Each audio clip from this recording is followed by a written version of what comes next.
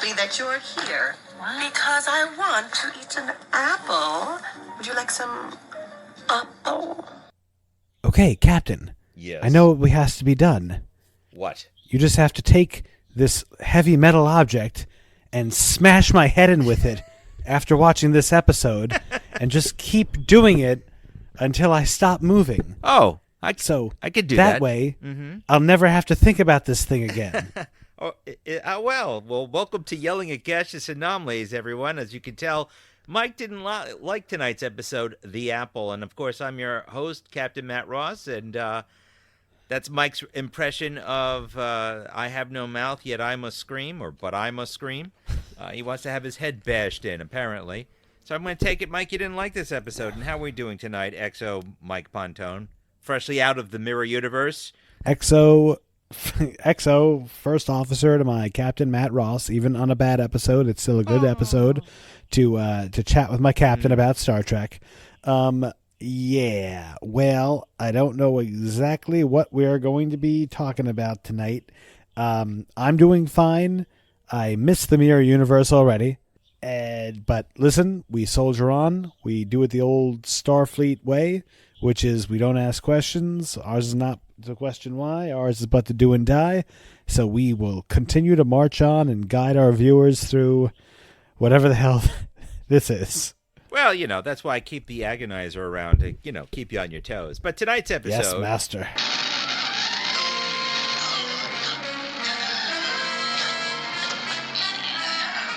Is The Apple.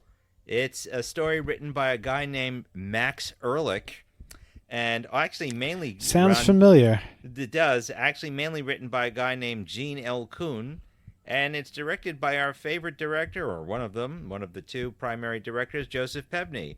And I'm going to read you the October 7th, 1967 TV guide, because I also think this is a weird one, but I don't hate it as much as you already, but it's got some weirdness in it. I can't deny it. It's got paper mache up the wazoo, I will say that.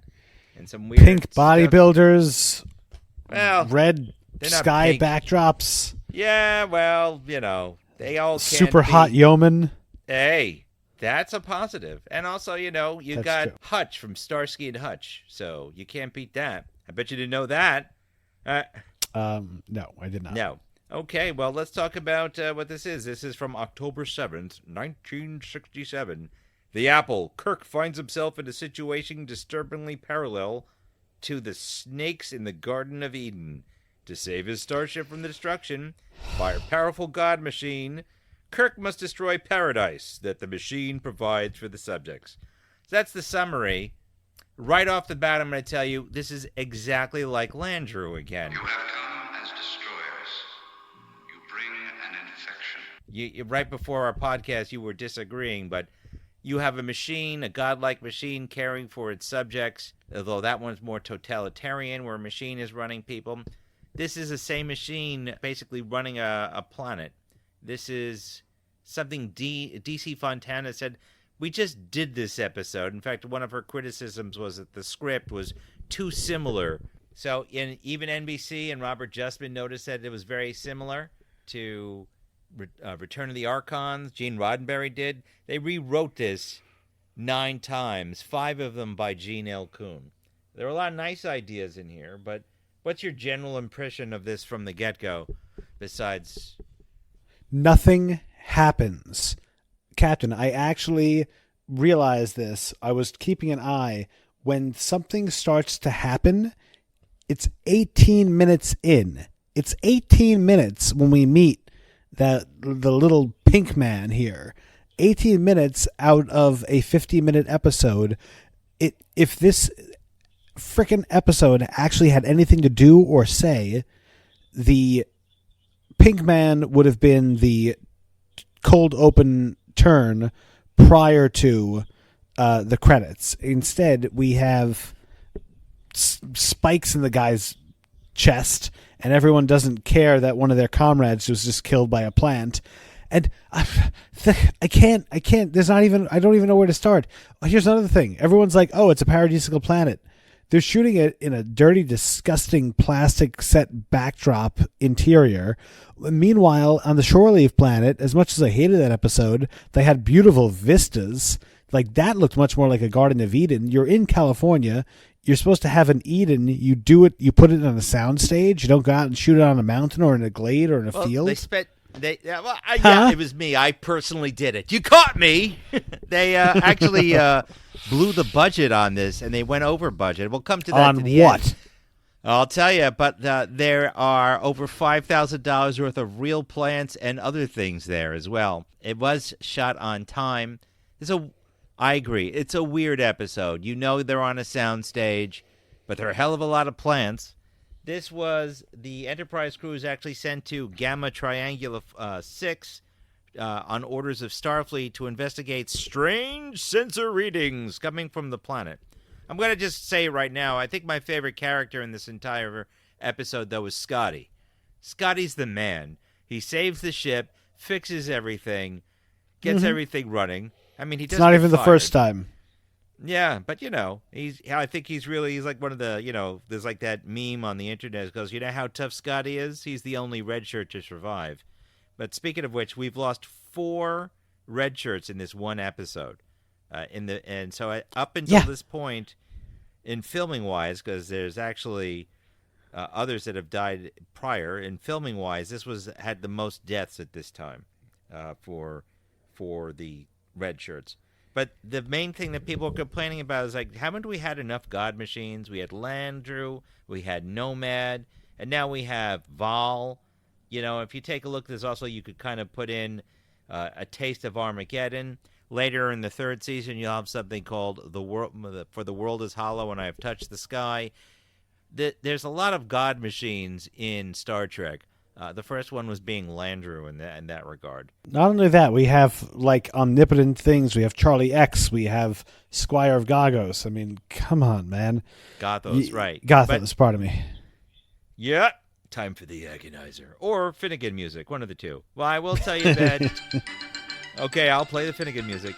The other issue here is questions of the Prime Directive. But one of the funnier things in this is the special effects. There are actually quite a lot of special effects because it's completely different from what was actually written by Max Ehrlich.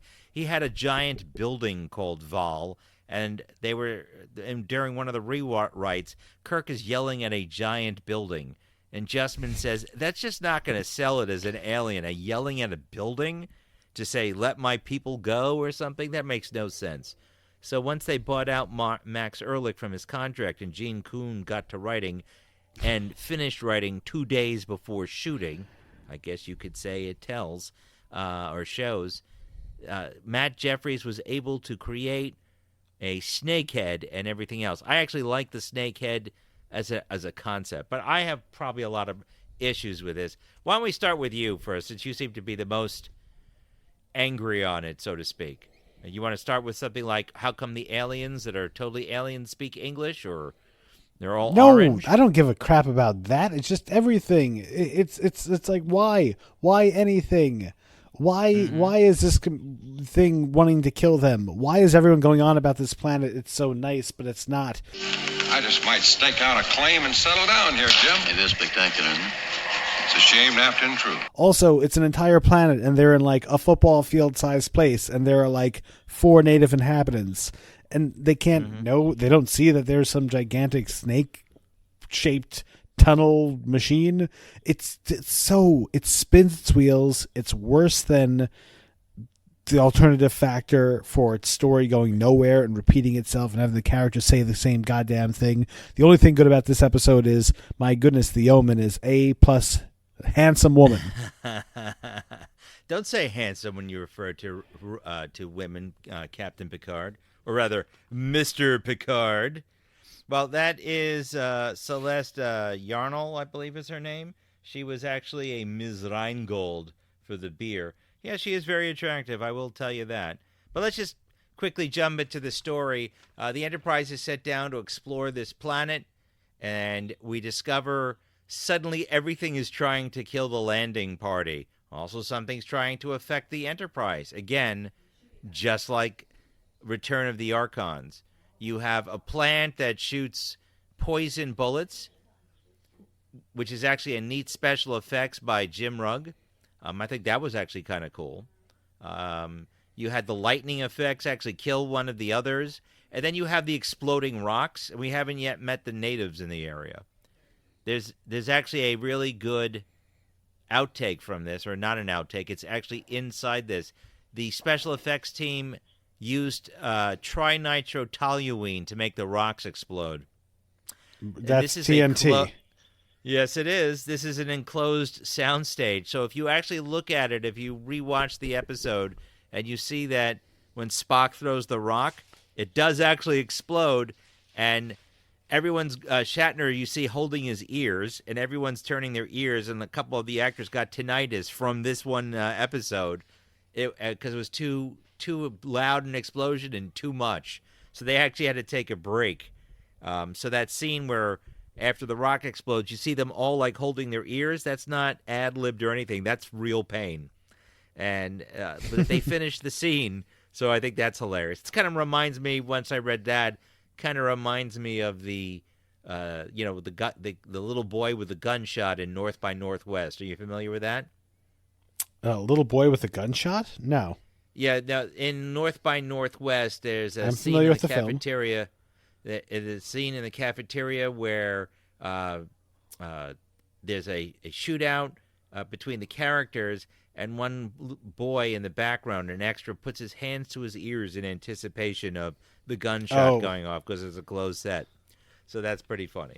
But that aside, coming into this, they're trying to figure out what's going on. They're being trailed by some weird alien, and that's actually one of my favorite funny scenes is they find out they're being followed by an alien, and they cause a fake argument between Chekhov and Mr. Spock. Your readings aren't appropriate. Why don't you mind your own business? I thought that was funny. And then when they meet Akuda, the tall orange guy with white hair, Kirk punches him in the face and says, "We come in peace." I don't know. Something about that always makes me laugh. Do you have any thoughts on that one? Or you were like, I don't It care. is strange that the writer would put in such a line. It kind of makes me wonder, like, did this... Okay, so who wrote this again? His name was Max Ehrlich. He was a newspaper man who wrote for The Shadow, the radio drama. You know Of The course. Shadow? Yes, I mean, the Alec Baldwin movie, and then I do know that it was based on a radio drama. Who knows what evil lurks in the hearts of men? The Shadow knows. Yep. He also wrote for Voyage to the Bottom of the Sea, various TV shows. He seemed to, be a perfect fit for Star Trek. He wrote, by the way, a spy story called Balance of Terror. No, not the Balance of Terror we had. But when he went to this, he kind of dropped the ball. In fact, he got so many memos. Gene Coon liked him, but he's saying, you didn't read anything. No one talks in the show the way you're writing them. So Gene Coon had to redo all the dialogue, all the scenes, all the tension, and in very little time. I guess he took his speed and he was fine, but this is DC Fontana was complaining, saying nothing here makes any sense, and I feel like we've done this before a couple of times. So the story is weak. Everyone acknowledges it. The only reason why they didn't just trash it is that they were running out of time and they didn't have any extra scripts in the bin, so to speak. So they needed something to fill up the season.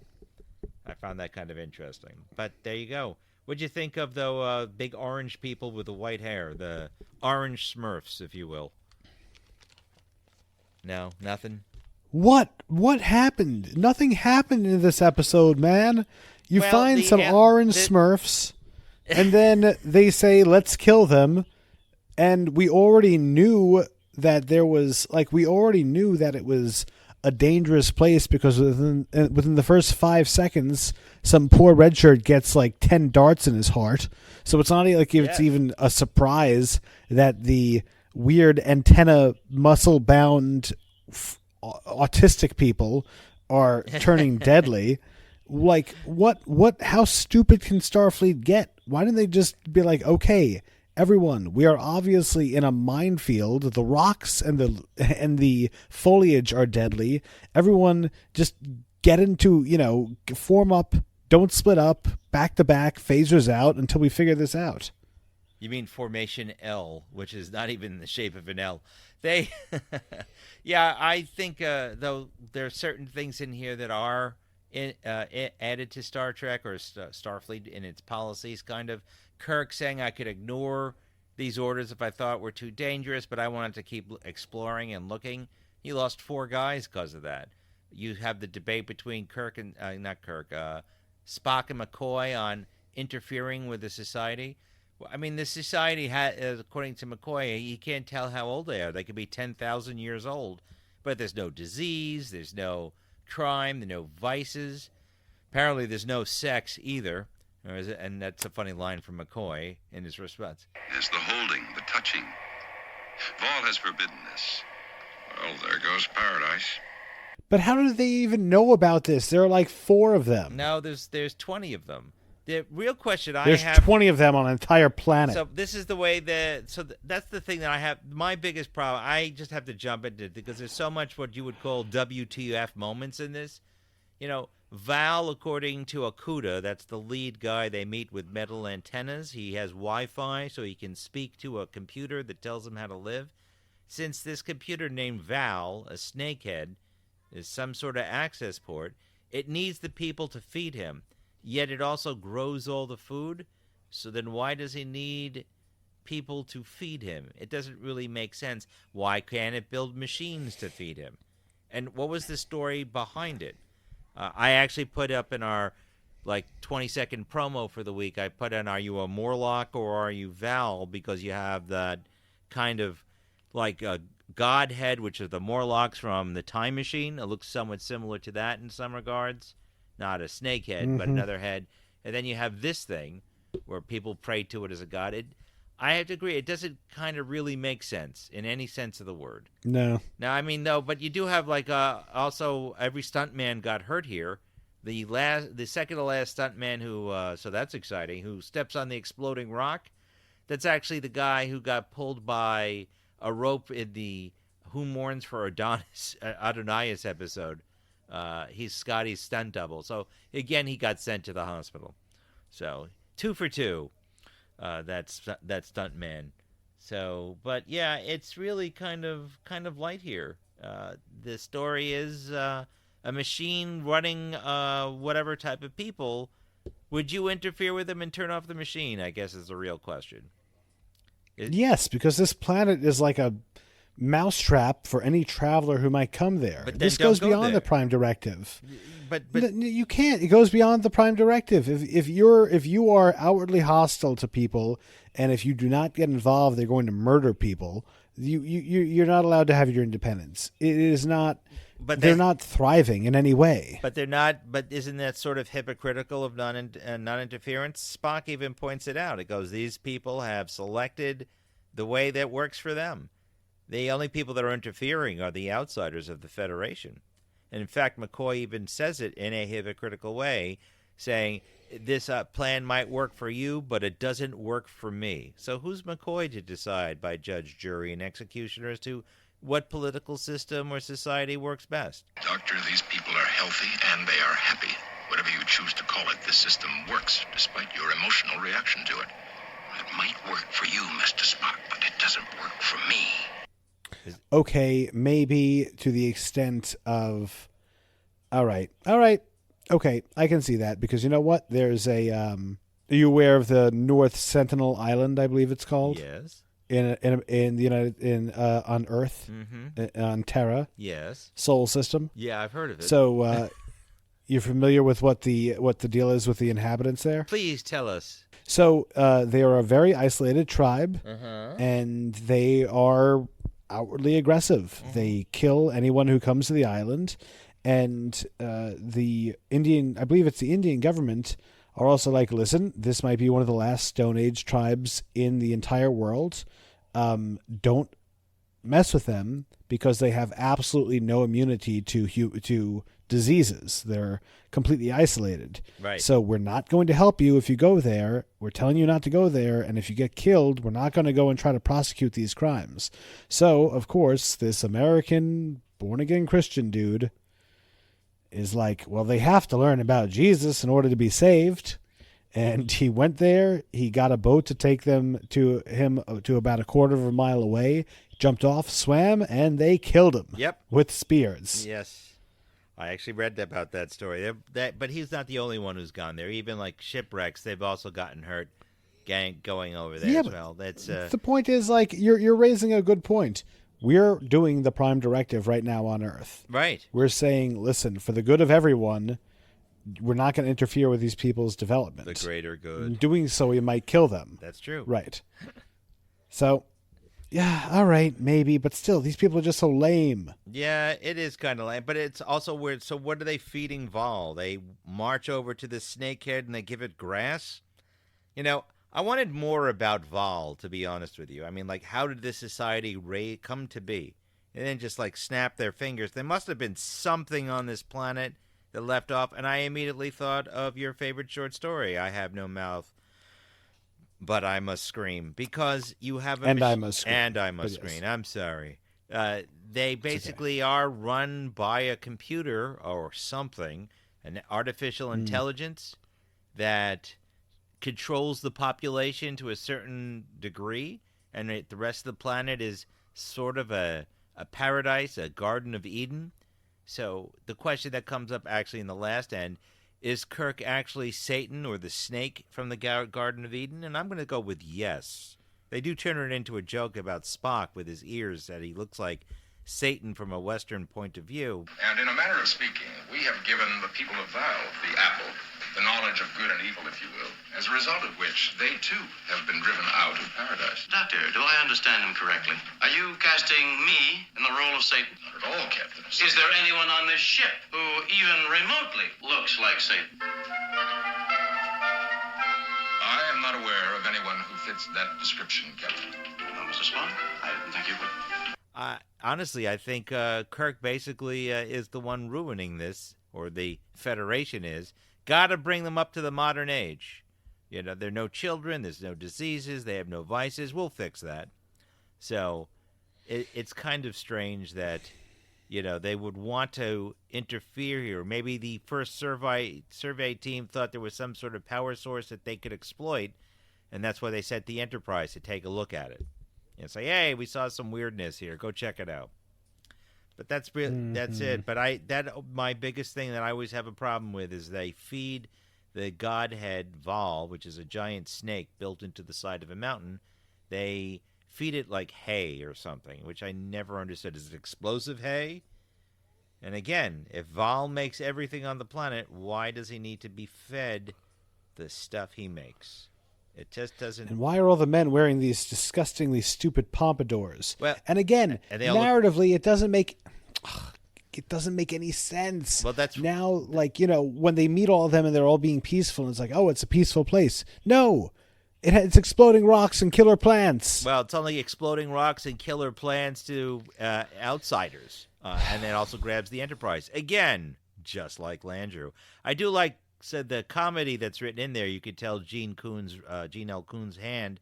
Like when Spock gets hurt, you have the discussion of Kirk to Spock saying, do you know how much money we spent on you? And goes, yep.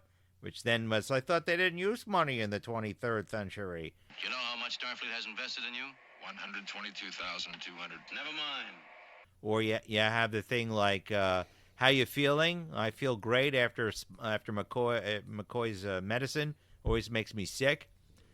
Or, you know, the one thing that Roddenberry didn't like is it goes, you know what we could have done is we could have just made a Polynesian adventure as opposed to making it in outer space. They all look like they're Polynesians from the Pacific. All the characters with the leis and the skirts and the orange makeup. By the way, Celeste Yarnell said first she wanted to be in makeup, but when she heard all the actors complaining about the bronzer and orange makeup on, and they had to go to lunch wearing that stuff in the commissary, that it was itchy and the hat and the wigs were itchy, she was like, "Bah, I'm happy, I'm fine." But yeah, that's That's it. It's the same story of Landru. Kirk figures out it's a computer with the help of Spock. They destroy the computer. It's also very similar to Apollo. They actually defeat the Vaal the same way they defeated Apollo, when you think about it, and it's almost the same effect. The Enterprise fires its phasers, it overwhelms Vaal, and it destroys him. Except in Apollo, it's more sad and melancholy. This one is just like, whatever. I have to agree. Spock gets his ass kicked a lot, though, in this episode. How about that? He gets shot, gets a lightning in his back. He seems okay. Pretty indestructible for a Vulcan. Jump in anytime, Mike. Anything you want to add to this stuff? Or this is another episode that resembles the worst of the episodes from season 1, where obviously they had an idea and they might have given it one pass and then forgotten about it. And okay, Captain, let's do a rewrite, right? Paradisical planet. Why is it paradisical? There are dilithium crystals growing out of the ground. There's a vast population and there's been no war ever, right? Like something, raise the stakes. There's no disease. The lifespan of these folks is immeasurable, thousands of years. That's another thing. We've seen a paradise planet, Garden of Eden, Star Trek Insurrection, and I don't like that movie, obviously, but it was done better than this, right? Well, that's over 40 years later in the original series. I know, but the point is... Okay, but we've even seen a better place with shore leave. Okay, even now... better than that, you even have the planet with the spores, you know? It's... There you go. Listen, have the end of the first act be we meet Vaal, right? Then have the end of the second act, basically everything starts to fall apart, people start to die, it's actually more violent, and then have at the end of the second act a revelation of what Vaal is. Captain, what is Vaal? Where did Vaal come from? Yeah, that's the exact same story of Return of the Archons. No, but what is it? Exactly. Like, a Return of the Archons is old man. It's obviously technologically based. It's obvious that it was, like, I actually think that it's kind of cool. Stephen King in his Gunslinger series wrote about Archon stuff all the time, where it's just like, if we make a couple of pieces of technology that can withstand forever and are super advanced, the rest of society might regress around them and start to worship them like gods. Yeah. But what is Vaal? Exactly. Vaal's not a computer. No, we don't get any origin. That's the thing that drives me crazy, is that we don't know more about Vaal. It's, it is some sort of, Spock points out it is some sort of artificial intelligence. That's not the phrase he uses, but that's exactly what it is. But you want to know, why is it like this? And you don't get any of these answers. Why is the rest of the planet a Garden of Eden? Why are there only 20 people around? Why do they have to worship this thing? That's why I keep going back to that short story, the Harlan Ellison short story. Is it that this computer killed everybody, or everyone died and this is all that's left? Is that why there are explosive rocks? Is that why there's all the weather control? Is that why it's attacking the Enterprise to try and steal its power? What is going on? Why are there no reserves for Vaal? Was it have, like, an iPhone strength of battery in it to last through the day? It's really...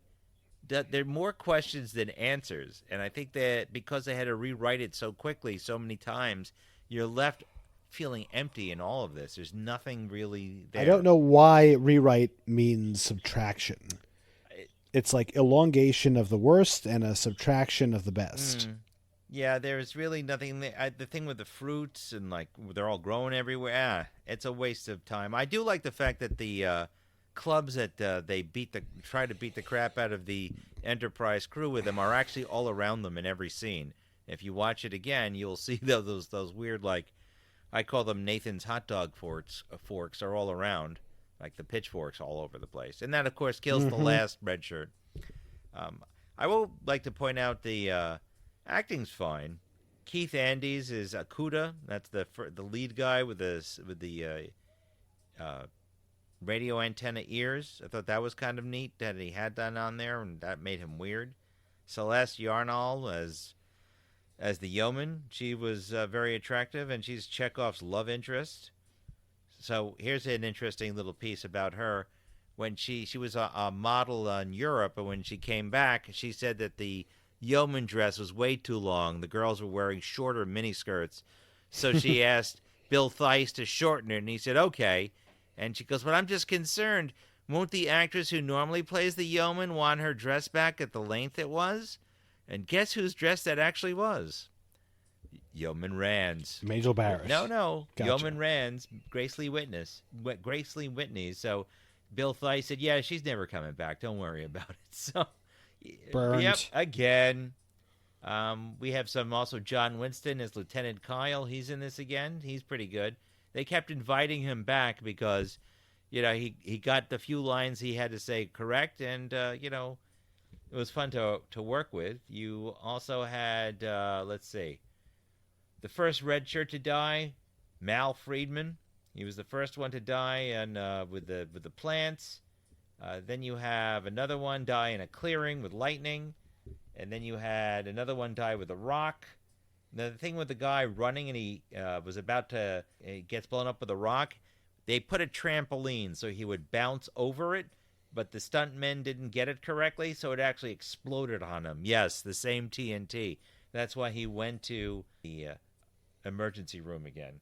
And it's like, that's Jay Jones. That's the guy who got himself pulled backwards, who plays Scotty.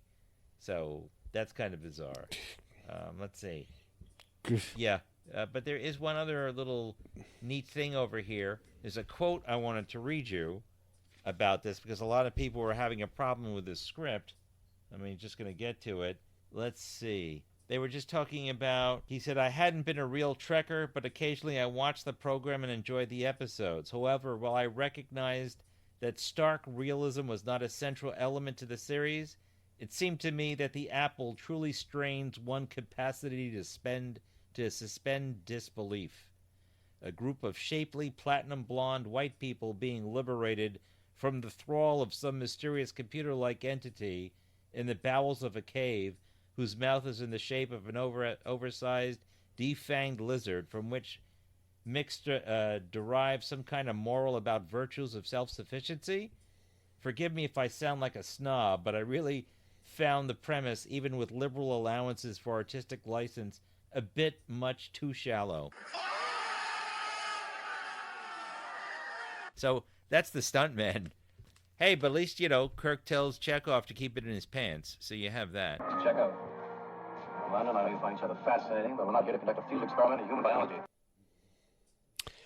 Listen, acting by the main crew is fine as always. Good for Walter Koenig getting to smooch that blogger girl. That's all I can say about this episode, Captain. Well, you know what? Let's just jump to it to see how much it is. I said we went over budget.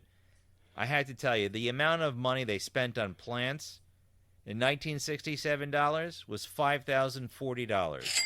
That today is $47,502.15 in plants. That's how they filmed. They made this a jungle. But well, if it's any consolation, that's how much they would spend on sensitivity training in today's. Well, okay. Well, let's say, so since you like to guess last time, how much money you think was spent for this episode? $207,500. That's pretty close. It was actually kind of close to that. It was about $205,000, but I will tell you how much it is in $205,590. But in today's money, it's $1,937,691.91. Now, it went over budget in 1967 by $20,590.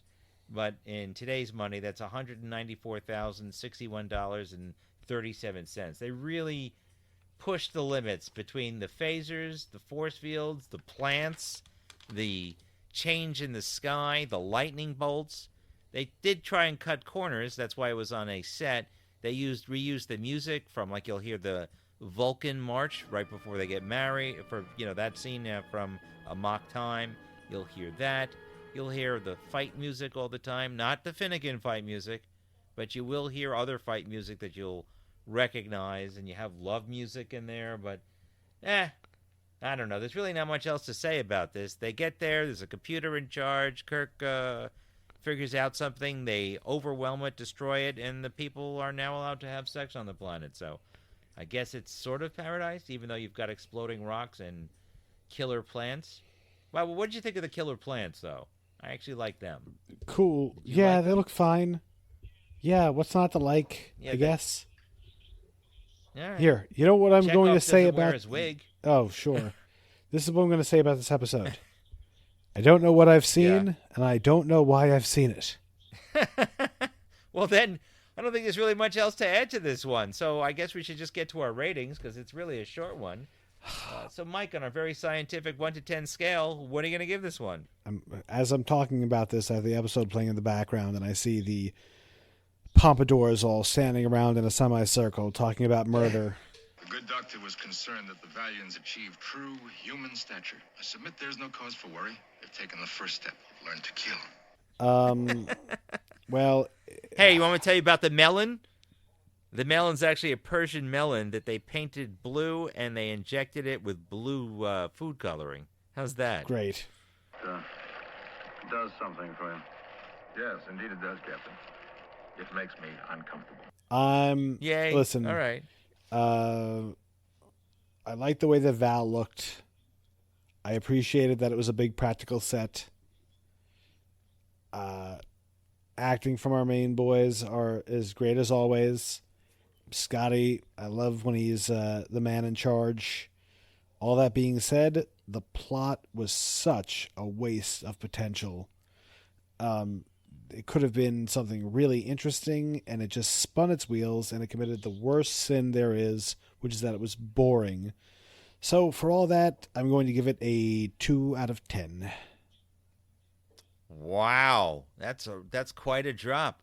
I'm actually not going to go that low. We're going to have a big split here. I'm going to give this a 6 to 7. What? I know it sounds crazy. I just enjoy the Godhead thing. I guess I'm reading into it because I want to know more about Vaal. I don't like the story elements. Otherwise, are pretty, like we're saying, generic, and also there's nothing there. I guess I read it more into it. I read the James Bliss story, even though that didn't even add anything. And James Bliss made a good job. Unless you're sitting on the John breathing hard. Listen, waste of potential is one of the worst things that I can't stand it in media. It's why I hate it Chapter 2, because I love horror movies, and I'm like, you know what? That could have been a nice, sober, chiller about adults reflecting on traumas that they had as children. Instead, it turned out to like some stupid regurgitation of the first movie. Okay, I'll give you that one. That's why I'm actually more pushing down to a 6. Down to a 6. Just down to a 6. You got you got Hutch from Starsky and Hutch in here, even though you don't know that. It kind of also reminds me of that terrible TNG season 1 episode, Justice, the Planet of the Beach Blondes, as I like to call it. It's very strange. I wanted more in there, and I guess I'm reading more into it. I do like the exploding rocks. I also like that Kirk, there's that joke about like this: if you can't fix the Enterprise, you're fired. And he fires Scotty very sarcastically. If you can't get those warp engines working, you're fired.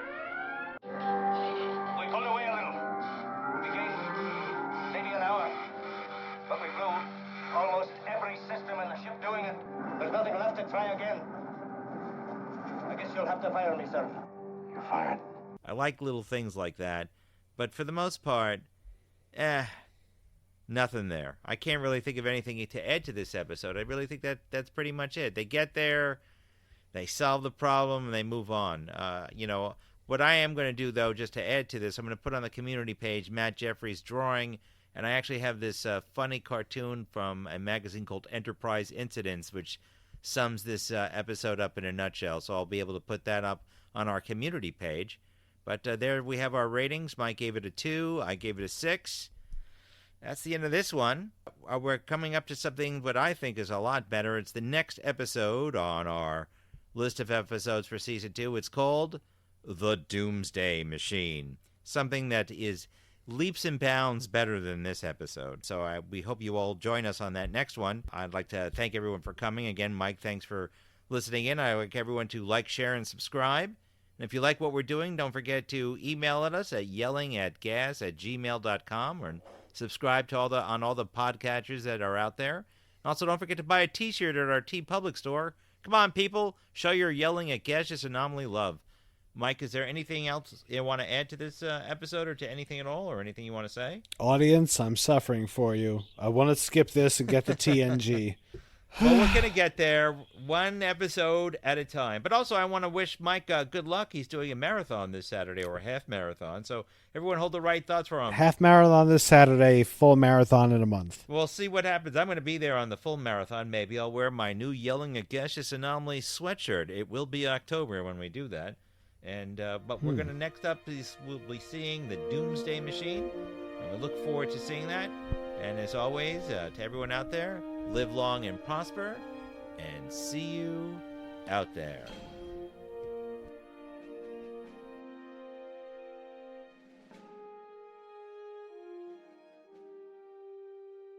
It makes me homesick. Just like Russia. More like the Garden of Eden, Ensign. Of course, Doctor. The Garden of Eden was just outside Moscow. A very nice place.